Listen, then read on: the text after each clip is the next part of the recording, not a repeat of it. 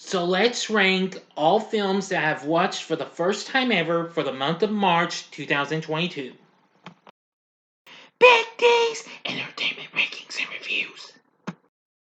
So greetings, my fellow YouTubers, and welcome to Big D's Entertainment Rankings and Reviews. My name's Doyle, better known to you as the Big D, back with another ranking. This time I'm going to rank all the films I watched for the first time for March 2022. These are all the films that I've watched for the first time. Now this is going to be a surprise list. There's going to be some flicks I know a lot of people don't like, and I understand. But this is how I'm going to rank them, just because, well, I just want to do what's best and not get into no controversy or anything. Some of these flicks that you think are bad might be high, but some aren't. You'll understand why. I watched 30 flicks for the first time ever. Yes. Now, like what I've done with all previous rankings for movies for first times and rewatches, I'm going to go rapid fire for the first set of movies going to until number 5. So you'll be getting quickies of the first 25 flicks, and then I'll stop and you'll see me again when I get to the top 5. Okay, now if you're ready, sit back, relax, and here we go. Number 30 is Disaster Movie from 2008. I turned this down one time, but I gave this film a try on Tubi, and you know what? I was not all impressed with this. This was the dullest spoof flick I've ever seen. Expect an extreme epic rant of this next month for April Fool's Month. I don't really have much to say. So next film. Number 29 is After We Fell from last year. Now, I know my friend, Josh, who was the future filmmaker, I can't remember the rest of his number, but he said this was the worst film franchise of all time, and I, in a way, do agree. This isn't the best film of this franchise. I saw all 3 films of the After series on Netflix. This just wasn't really up my alley. I didn't like this too much. It's okay, but it isn't really good, nor is it great. Number 28 is Cats from 2019. Now, this film didn't do so well and what have you, based on the hit musical and what have you. Most of the cast wasn't too great, and only Taylor Swift, despite her doing only a mere song in this, saves this film from being put in a whole truckload of kitty litter. The lead cat was, well, I forgot her name. I know she's some ballerina or something like that. Was okay though, but this isn't really a great musical, you know. Number 27 is After from 2019. Now, I know this didn't get a lot of good response based on the popular book series. I know it got criticism for having abuse and what have you, and it got a PG-13 rating, unlike its follow-up, which is coming up, and After We Fell, both of which got R ratings. Well, after watching this on Netflix, it's alright, but still, it's not a great movie, though. Sorry. Number 26 is After We Collided, the second After film from 2020. Well, still not great and what have you. This was when the film series cranked up the heat and what have you, and it got an R rating unbeknownst to me. I didn't know that. Because, well, not much of our theaters got this. Even some were still closed due to the pandemic.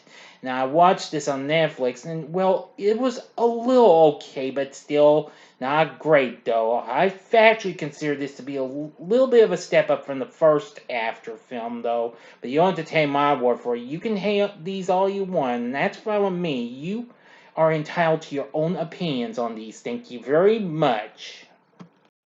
Number 25 is The Ice Age Adventures of Buck Wild. This Disney Plus original film, a spin-off of the Ice Age franchise. This film was kind of dull in ways. I appreciate them bringing back Simon Pegg doing the title character, But the rest of the voice acting cast from of the original characters were just replaced, and I was not at all impressed. There were some characters missing, and lots of other things. Watch my spoiler-free review of this, and you'll find out. This is just dull and what have you.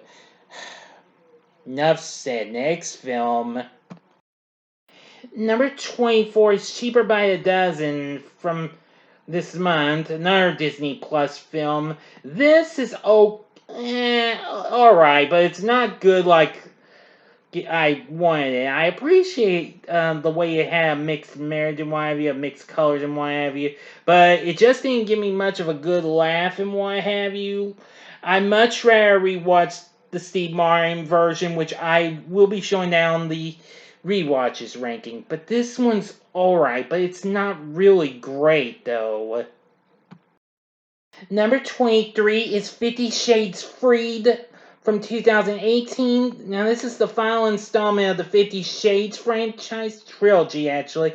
Yes, you heard me correctly. I watched all these as well. We'll find out where the two predecessors wind up. This is the weakest of the franchise. It still provided some good hot moments, but it did take some downturns and what have you, especially with the last act and what have you. That was kind of a shock.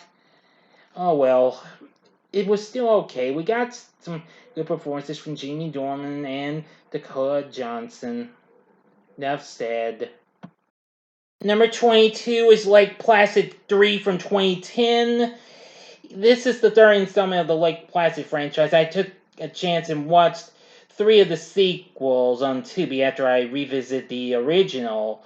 And the film's okay, but not great though. And I really don't appreciate the CGI they did on the croc and what have you, just like the last one. And the sequel that came after this, we'll see where they wind up. But this one's, well, alright. It just doesn't have too much of a great cast though. Not too many familiar names to either, unfortunately. But it's still got a little bit of blood and what have you. Number 21 is Doolittle from 2020. Now, although this film did well, but it was really dissed by critics. This was one of the films to come out before the pandemic even came and messed things up. Robert Downey Jr. is okay as the title character. He's nowhere as good as Rex Harrison from the classic, nor A. Murphy from the remake. I'd rather rewatch A. Murphy's Dr. Dolittle over this. The animals are okay. Some of their voices are okay, but are good, but no, still not quite good though. This isn't really one of the best takes of Dr. Dolittle, but it's an okay film. Number 20 is Irwin Allen's When Time Ran Out from 1980. This film was a major dud at the box office. This is from the guy who brought us the Poseidon Adventure and the Towering Inferno. This was still from when the disaster films were starting to be dead and what have you. This really didn't do as well as his previous attempts, which were The Swarm and Beyond the Poseidon Adventure. Even with some people who recently appeared in some of his films, like William Holden and Paul Newman, plus a big all-star cast that included Jacqueline Bisset, Alex Karras, let's see, there's so many to mention. Burgess Meredith, many others. This film just got snuffed out big time. About a volcano, tidal waves, and earthquakes occurring. This was based on the story, the last days on Earth, or I think it was. But the film's okay and what have you. It's not as good as the Towering Inferno or the Poseidon Adventure, but it's okay. I wish I could see the extended version of this though. It'd be tough to find it though. Number 19 is Lake Placid 2 from 2007. Now, I never did take the time to watch any of these sequels after just enjoying the original, but I took the time to watch, and it's okay, but not good though. Even though it had some pretty big names like John Schneider and Cloris Leachman, this film just isn't great though. I mean, especially with the croc being CGI, the CGI on it was just horrible. But still, it's okay though. Number 18 is 50 Shades of Grey from 2015. While the film did okay and what have you, but critics were harsh on this. I can't say I agree with them on some of this. I mean, well, it did have a little bit of hot stuff in it and what have you, but it just was too dramatic in some parts and what have you. That's why I forgot to say for the third film. Now, the second film still is yet to come up on here. But, well, it's alright. I turned this down for certain reasons, and especially since it had way a very sappy version of Beyonce's Crazy in Love. I didn't like it. I prefer to go with the original catchier version, but hey, this is an alright film, you know. Number 17 is Like Placid, the final chapter from 2012. Well, this is in fact considered the final chapter. Now, there'd be two other films to come out after this. Those were Like Placid versus Anaconda, which was a kind of a fight-off, and there was another Like Placid film, but it served as a prequel, though. I have yet to see those. I found this in the other two films, in the original on Tubi. This is better, but still they use CGI on the croc and what have you. At least we got some pretty good performances, especially from Robert Englund. Yes, Freddy Krueger of Nightmare on Elm Street fame is in this, and well, I'm going to say it's better, and especially has a little more blood and what have you, so that made it a little more decent, but not great though. Number 16 is Hitchcock from 2012. This film's good in some ways. Sir Anthony Hopkins does an okay job in playing Alfred Hitchcock. We also have Dame Helen Mirren, Jessica Biel, and Scarlett Johansson playing Janet Leigh. This, of course, is focusing on the story on how Hitchcock made his classic Psycho.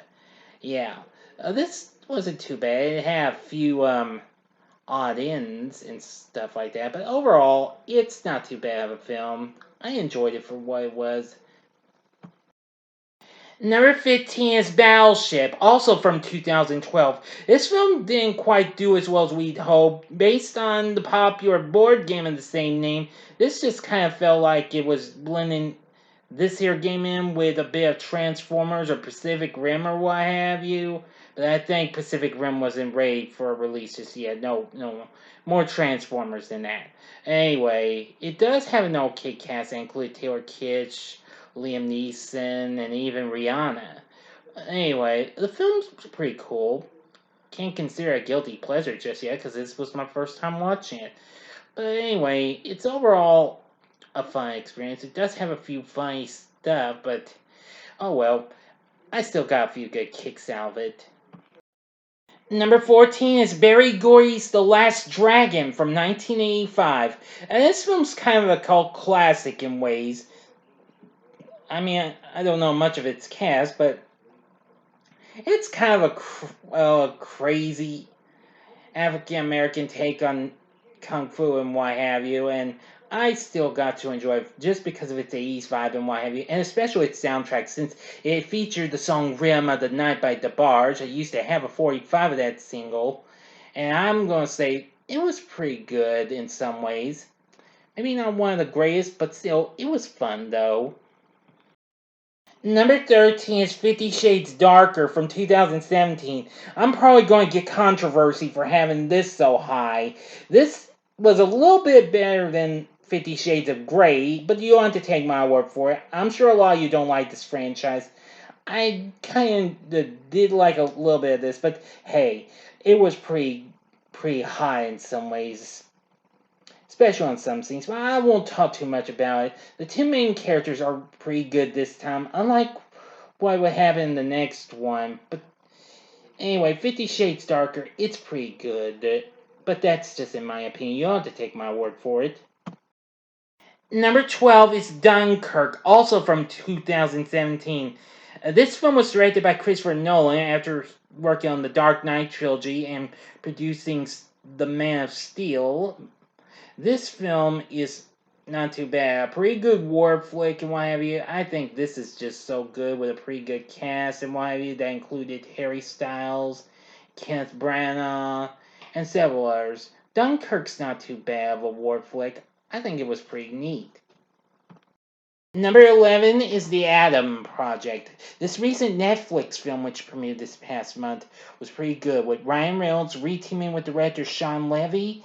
And I'm going to say this was just so incredible with, well, the future version of One Little Boy, meaning with, well, I'm just saying, you'll find out what it is when you see my spoiler-free review of this. If you haven't seen my spoiler-free review of this, you gotta check it out. It's pretty cool. It's got some amazing effects and what have you. Its story is not too bad. Ryan Reynolds is just absolutely great in this. Jennifer Garner's in it, so is Mark Ruffalo. Yeah, pretty good movie. Number 10 is Bram Stoker's Dracula from 1992. Now, I've been wanting to see this for years, but after seeing the classic with Bela Lugosi recently, I knew that one day I would want to see this, and I did. I watched it on Netflix. Gary Oldman's pretty good as the title character. Francis Ford Coppola did a great job on the direction. I liked Winona Ryder's performance. Keanu Reeves was okay considering he wasn't really good with his English accent. I mean, considering that's what critics were not too thrilled with. But nonetheless, this is a pretty bloody, gory take on the vampire story itself, and this is one flick you need to see. I will review this later on this year. I'm not sure when. I'll probably do it before its anniversary. Probably do this in October for my Spooktacular October. Stay tuned and find out. Number 9 is Get On Up from 2014. Now this, of course, is the biopic on the godfather of funk and soul himself, James Brown. Starring the late great Chadwick Boseman, still before he even played Black Panther in the MCU. This film's pretty good and what have you. I mean, Boseman nails it and what have you. Anyway, it's a pretty fun movie. I really did get to enjoy it for what it was, and they had all of those great songs that Brown did, including I Feel Good and Get On Up, and all those great songs. This is a flick you gotta see. I need to review this someday.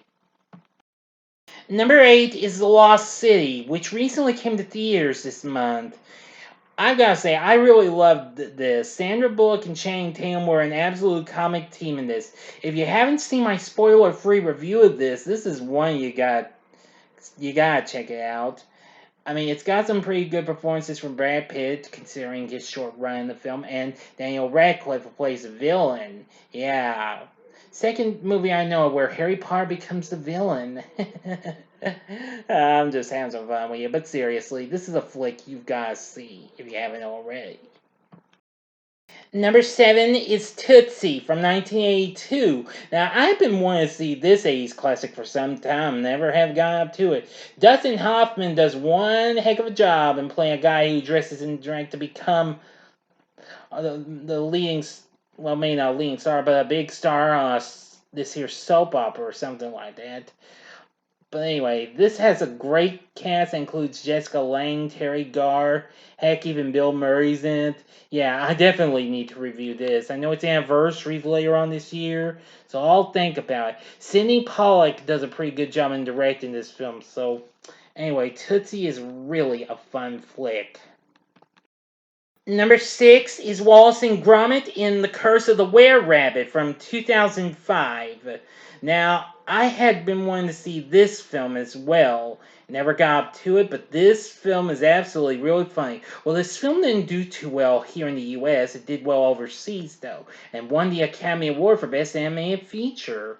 Of course, this is Wallace and Gromit, their first film from DreamWorks, who recently worked on Chicken Run, since this is from the same studio that made these two.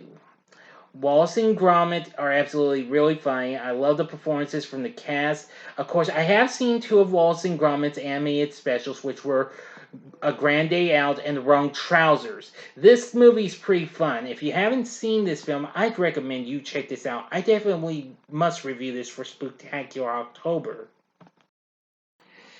Well, hey again, everyone. Now you're seeing my face again.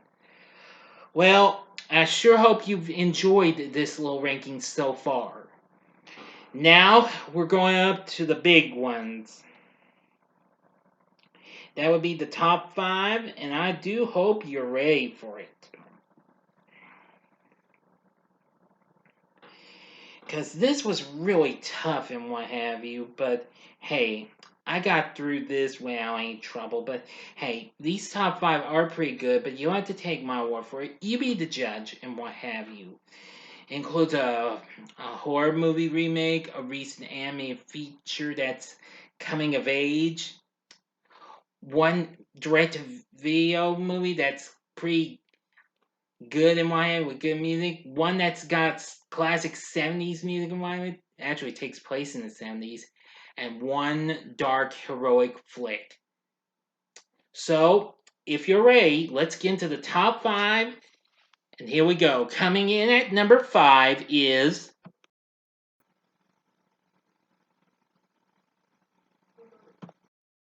The Invisible Man from 2020. And this film came out just a little bit before the pandemic hit. But anyway, I got to see it on IMDb TV, and I really loved it. I had thoughts about getting this on DVD and never did because I didn't think I would enjoy it. But watching it on IMDb TV, it proved I should have gotten it. It was really good. It was mysterious and really horrifying.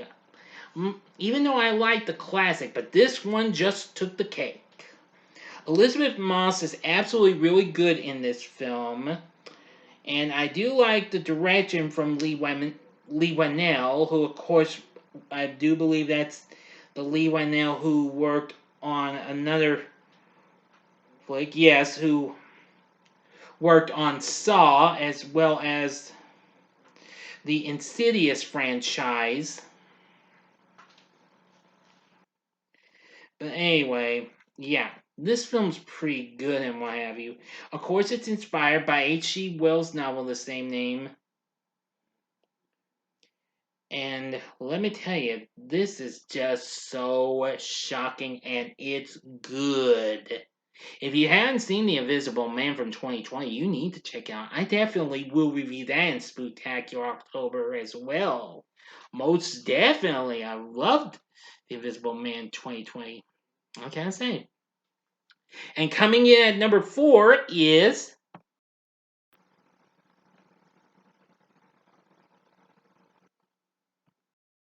Dazed and Confused from 1993.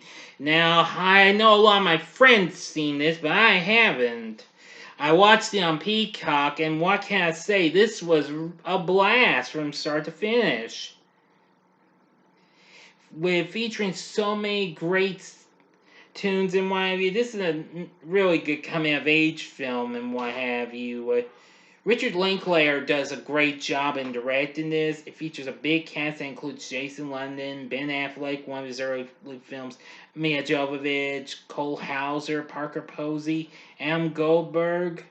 Oh, the list goes on. I liked its setting being taking place in Texas and what have you during their last day of school in 1976. Wow. This film didn't do so well at the box office, but however, it became a cult classic and what have you. Anyway, and it does have a pretty darn good soundtrack and what have you. I mean, we got to hear all sorts of great songs. Like Rock and Roll Hoochie Coo, Slow Ride, Schools Out, Tush, Love Hurts, Stranglehold, Lowrider, Rock and Roll All Night, Paranoid, Highway Star, Tuesday's Gone, and Fox on the Run. Just so many of those great 70s songs that I still get to hear to this day on the radio. But anyway, Dazed and Confused, it's pretty good. I'll review that sometime down the road. And I'll tell you what I think of it. If I happen to watch it again, maybe that'll be the day when I plan to do a review of it. Dazed and Confused, it's a pretty good film. Now, coming in at number 3 is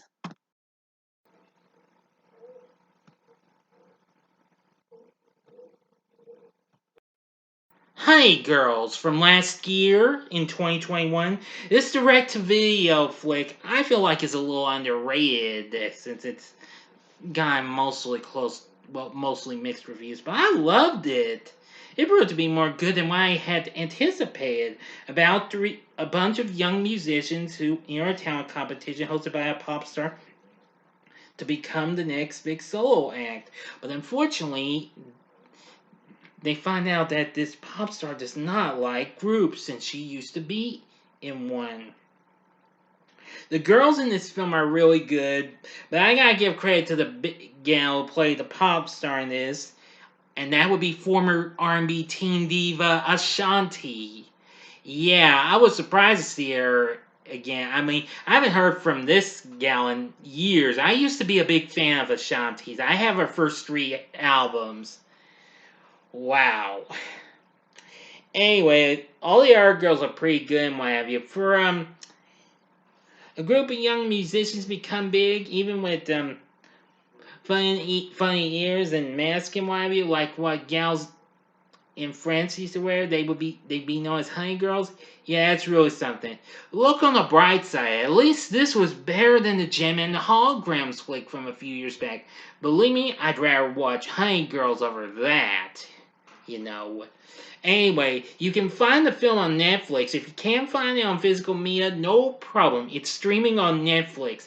You gotta check this movie out. I will say you may love it, and maybe your little girls will like it too. But this was just a blast. I really did love Honey Girls. Really good. And coming in at number 2 is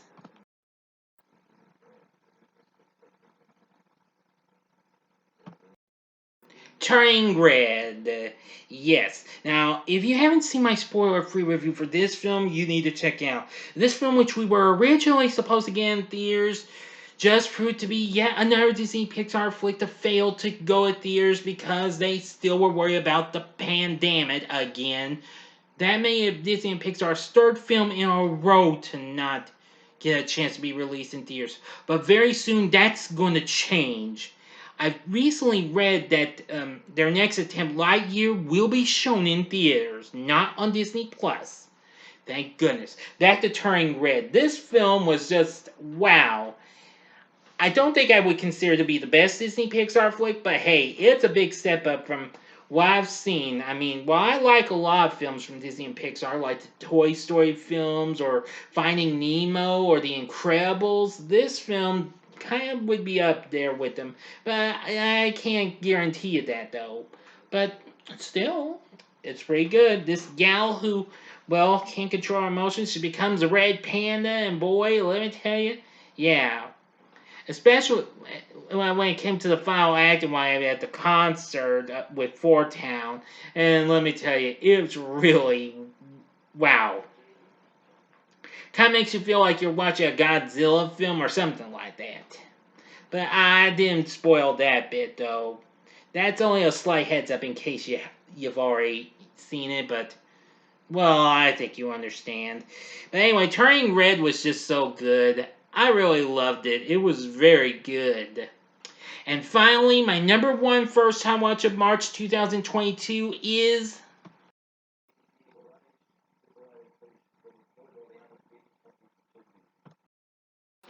The Batman. The film that I really want to see more than any other film this year on my ranking, which I happened to take off again because studios had the nerve of rescheduling more movies to 2023. That's the last time I'm doing a ranking of flicks I want to see for a year, you know. Wish they'd make up their flippin' minds. But at least we got this film. The Batman was awesome. I loved every bit of it. It just had some intensity. It was dark and what have you. It was unlike any of the other Batman films. Even the Dark Knight trilogy, which you'll see down the rewatches ranking coming up. But anyway, I really loved it. I loved Robert Pattinson's portrayal of the title characters. Zoe Kravitz is good. Let's see. Matt Reeves did a great job in directing this. But anyway, I just loved it. The Batman is absolutely awesome, and it's probably the darkest Batman I've ever seen.